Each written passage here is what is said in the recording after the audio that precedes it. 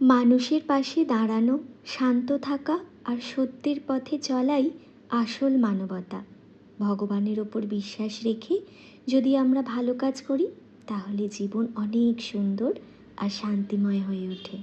জীবনে লোভ, অহংকার আর নেতিবাচক চিন্তা থেকে দূরে থাকাও খুব জরুরি।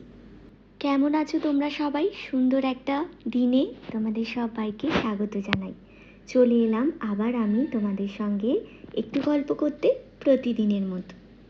আজকে সকাল সকাল ব্রেকফাস্টে আমি বানাচ্ছি নুডলস, আর এটা প্লেন নর্মাল, একদম সাদামাটা, যেটা পিকু খেতে খুব ভালোবাসে। আর এদিকে মাছ আর কিছু মাংস আছে, আর চিংড়ি মাছ আছে। এইগুলোকে আজকে দুপুরের লাঞ্চের জন্য রান্না করা হবে। পটল, আলু, চিংড়ি মাছ দিয়ে রান্না করা হবে। বেশি তেল মশলা দিয়ে হবে না, নর্মালভাবেই করা হবে। আর আরেকটা জিনিস আছে, এই যে কালো জাম। যতদিন জাম থাকবে ততদিন কিন্তু জাম খেতে হবে। জামের উপকারিতা তো আমি আগের দিন তোমাদের বলেছিলাম। তাহলে তোমরা সবাই জাম খাচ্ছ তো? আমরা কিন্তু প্রতিদিন খাচ্ছি। অনেক দিন ধরেই বৃষ্টি হবে বৃষ্টি হবে, কিন্তু বৃষ্টি আর হচ্ছে না। বৃষ্টির দেখাই পাওয়া যাচ্ছে না। সেদিন বলেছিলাম হয়তো চিঠি পাঠাতে হবে, তাহলে যদি আমাদের চিঠি পেয়ে বৃষ্টিটা আমাদের এখানে হয়। কিন্তু আজ মনে হচ্ছে বৃষ্টি হওয়ার সম্ভাবনা আছে। এইদিকে আমি বসিয়ে দিয়েছি পটল চিংড়ি মাছের তরকারি, আর এই দেখো ভাত এদিকে ফুটে গেছে।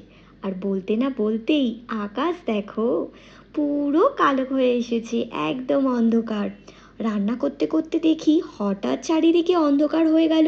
বাইরে আকাশের দিকে তাকিয়ে দেখি মেঘ পুরো ভর্তি হয়ে গেছে। তখন কি মজাটাই না লাগছে।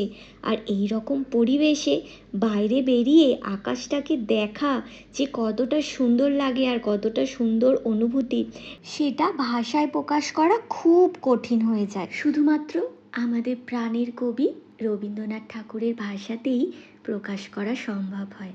কালো মেঘের আড়ালে যেমন সূর্য লুকিয়ে থাকে, তেমনি দুঃখের মাঝেও থাকে আশার আলো। কবিগুরুর সুন্দর একটা কবিতার লাইন। আর দেখো, ঘোঁচু অন্ধকার হয়ে গেছে বলে চারিদিকে দৌড়াদৌড়ি করছে। ও বুঝতে পারছে না যে দিনের বেলাও এরকম অন্ধকার হয়, তাই জন্য সমানে জানলার দিকে তাকিয়ে দাঁড়িয়ে আছে। ও রকম সকম দেখে বেশ মজা হচ্ছে। আর এইদিকে আমি তো তরকারিটা বসিয়েই দিয়েছি, প্রায় সিদ্ধ সিদ্ধ হয়েই গেছে, কিন্তু হালকা একটু জল দেবো এতে, যাতে সুন্দরভাবে প্রত্যেকটা জিনিস সিদ্ধ হয়ে যায়। আর একটা জিনিস দেখাই চলো। এইদিকে এটা আমি বানাচ্ছি চিকেন পকোড়া। পিকুর এখন বায়না হয়েছে আজকে চিকেন পকোড়া ওকে করে দিতে হবে। ও মাছ খাবে না, মাছ আলাদাভাবে রান্না হয়েছে বাবা আর ওর পাপার জন্য, কিন্তু ও আজকে বলেছে আমি আজকে মাছ খাবো না, আমার জন্য মাছ করবে না, আমি শুধু চিকেন পকোড়াই খাবো। আর এদিকে বৃষ্টির ওয়েদার, চিকেন পকোড়া ওর খেতে ভালোই লাগবে। আর বলতে না বলতেই দেখো কি সুন্দর একটা পরিবেশ তৈরি হয়ে গেল। বৃষ্টিও ঝমঝমিয়ে চলে এলো, সুন্দর একটা অনুভূতি।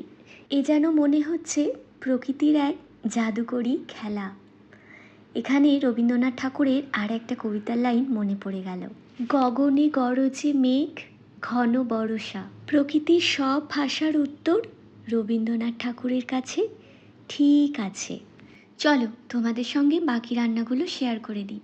এটা হয়েছে আম ডাল, আর তার সঙ্গে আছে কলমি শাক হালকা করে ভাজা কাঁচা লঙ্কা দিয়ে, আর এই যে মাছের তেল ঝাল মতো করা হয়েছে।